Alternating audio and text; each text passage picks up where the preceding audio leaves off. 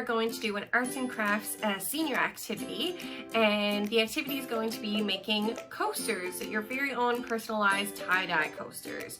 So this is an example of one that I made. So I just used the initial of my last name to create this one, so it has an L on it, and there's a tie-dye effect to it, and you can see on the back to kind of lay down on a table, there's some rubber pieces there.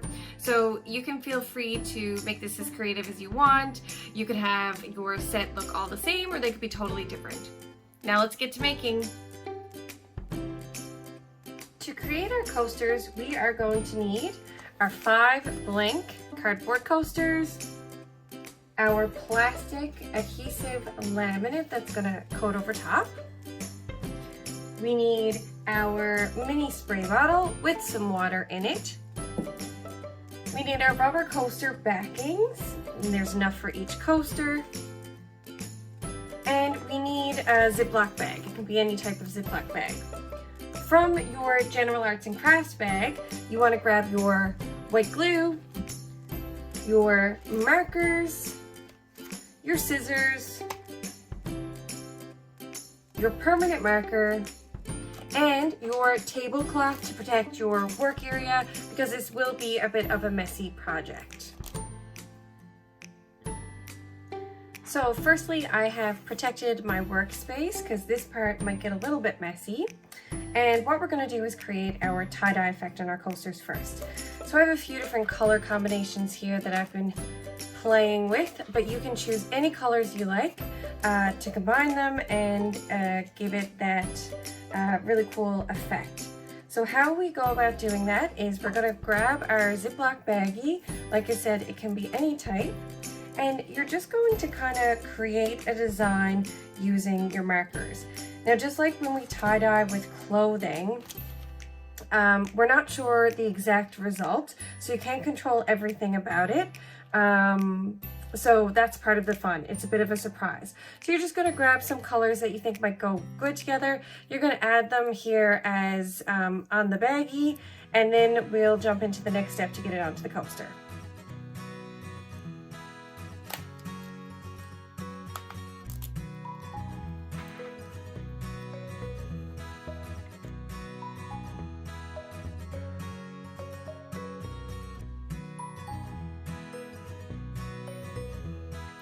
Once you're happy with your color coverage, you are going to do the tie-dye effect. So you're going to grab one of your paper coasters. It doesn't matter which side that you use, they'll both work. And you're going to grab your mini spray bottle. So inside is just some water, and all we're going to do is spray on top of the marker, and it's going to kind of let it blend together. And then we are going to take our coaster, lay it on top to kind of soak up that color. If you're not happy, you can always go back and add some more, but you'll see once I start spraying that little droplets are going to kind of form. So I might spray 5 or 6 times depending on how much colors I have here.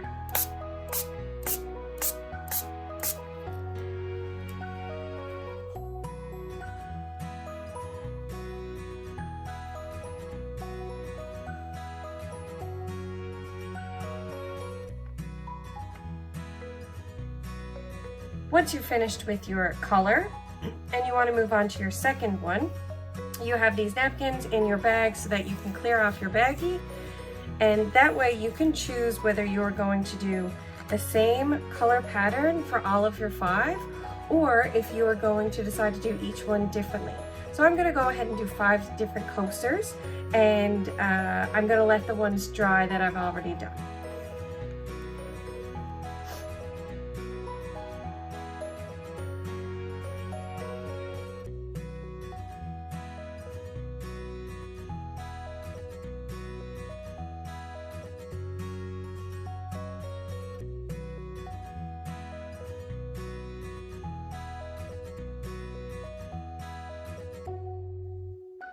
Once we're completely finished our tie-dye designs, you can go back in and add some more if you want. Everyone is kind of unique and different. You can see that some have more color than others. They blend it differently. It kind of depends on your color combinations. Totally up to you. But once we're finished with them, we want to make sure we leave them to dry until they're completely dry, and then we can add any designs we'd like to add on top of them. So you could choose to add like the Kemp Delight symbol, or maybe a handprint. You could add like maybe an initial from your first or last name. These would make great gifts if you wanted to give them to someone. I did L for my last name, but it's completely up to you, and I just added in some kind of designs. And you can do all this using your black permanent marker or any of your colored markers from your kit. Now that my coasters are dry, I'm not going to add any designs on top of these ones, but you certainly could, and you want to make sure to do that as a next step. But I'm going to add the protective plastic laminate to the outside, because of course coasters are made to like lay a glass of water on next to your bed or something like that. So if they do sweat, it's made to protect your furniture, so you don't want them to kind of wash away your designs that you created. So what you're going to do is you're going to cut up your piece of laminate into 5 different pieces for your coasters, just the size of them, and then you're going to stick it on and trim it around so it's the perfect size for the coaster that you made, just like my example right here.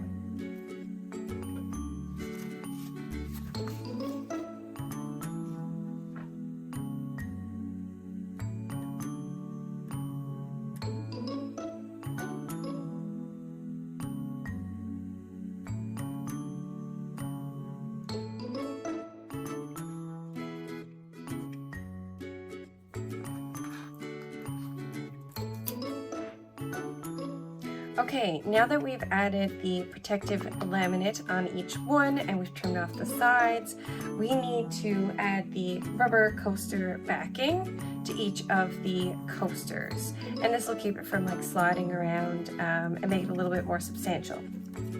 So it's going to look kind of like this. So right now you can see that the backing that I've provided is kind of bigger than the coaster. So you want to trim it so that it's even smaller than the coaster itself, a little bit smaller around. It doesn't have to be perfect, you're not going to see it. And then you're just going to spread some white glue on the coaster and stick on the backing and let it dry.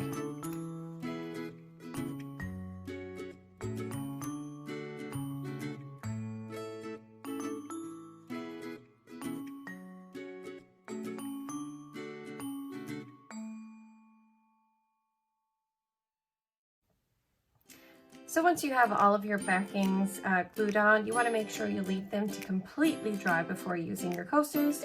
And once they're dried, you're going to have a full set of coasters that you can use or you can gift, and they are ready for you to try out. I hope you had fun with Kemp Delight Arts and Crafts today. Please make sure to share any photos or videos that you'd like with us. You can use social media using Facebook, Instagram, or Twitter to connect with us using the hashtag KempDelight2020. Or you can always use email to send us any photos or videos. Our Kemp email address is kempdelight@candlelighterssnl.ca. We look forward to hearing from you. See you next time.